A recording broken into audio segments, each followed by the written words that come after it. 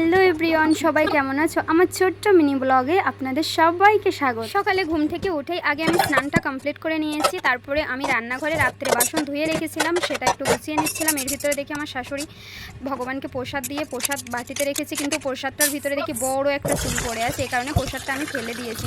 তো যাই হোক, তোমরা একটু ওয়েট করো, আমি ঠাকুরঘরের জিনিসগুলো একটু পরিষ্কার করে তারপরে কথা বলছি।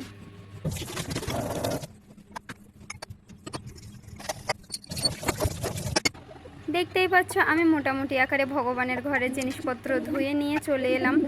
আমার হাজব্যান্ড আর বাবুটা একটু উঠতে লেট করে, কারণ ওরা ওই রাত্রে একটু টিভি দেখতে দেখতে ঘুমায়, তো বাবু দেখা যাচ্ছে একটু লেটে ঘুমায়, এই কারণে সকালে একটু উঠতেও লেট করে। তার আগে আমি মোটামুটি আকারে ঠাকুর ঘরের জিনিস, আর ও উঠলে খুবই ডিস্টার্ব করে, এই কারণে আমি নিজের কাজগুলো আগে করে নিই, তারপরে ওকে ডেকে ওঠানোর চেষ্টা করি।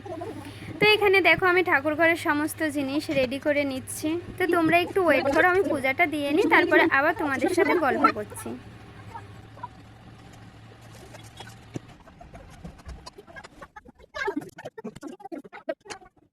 তিলক ছাড়া তো পূজা হয় না, এই কারণে আমি তিলক অত ভালো দিতে পারি না, তারপরেও চেষ্টা করছি মোটামুটি আকারে তিলকটা দেওয়ার। এবার ভগবানের সিঙ্গার করে নিচ্ছি আমি। ভগবানকে সবসময় সুগন্ধিযুক্ত ফুল দিয়েই সিঙ্গার করা উচিত। ভগবান সুগন্ধিযুক্ত ফুল খুব পছন্দ করেন।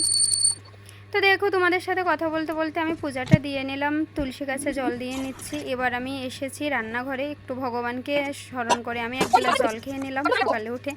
এবার এই যে দেখো, রাইস কুকারে ভাত রান্না করতে দিয়েছি। রান্না তো নিয়ে নিল, কিন্তু রাইস কুকারটা চলছিল না। এখন বলছি যে তার 10টা থেকে ডিউটি, তো কিছু করার নেই। এখন যত তারপরে আবার আমি কাজগুলো কমপ্লিট করে নেওয়ার চেষ্টা করব। তো ভাবলাম যে দুইটা চলোই, তো দুইটা রান্না বসিয়ে দিচ্ছি, ডাল আর ভাজি। কিন্তু এই মুহূর্তে তো আর ভাত করা পসিবল নয়, ভাত হতে মিনিমাম 1 ঘন্টা সময় লাগে।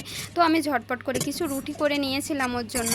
আমি আজকে রান্না করছি বিট ভাজি আর ডাল। তো বিটটা আমি শুধুমাত্র একটু সরিষা দিয়েই ভাজি করব। সরিষার তেল দিয়ে হালকা একটা শুকনো লঙ্কা দিলাম, শুকনো লঙ্কা, তেল আর সরিষা দিয়ে ভাজি করছি, কারণ বাবু ঝাল খেতে একদম পছন্দ করে না, বা একটু ঝাল দিলেই ও বুঝতে পারে যে আমি তরকারিতে ঝাল দিয়েছি। আমাকে কোশ্চেন করতে থাকে, মা ঝাল দিয়েছো, তুমি কি ঝাল দিয়েছো, তুমি কি ঝাল দিয়েছো, মানে 100বার কোশ্চেন করতে থাকবে।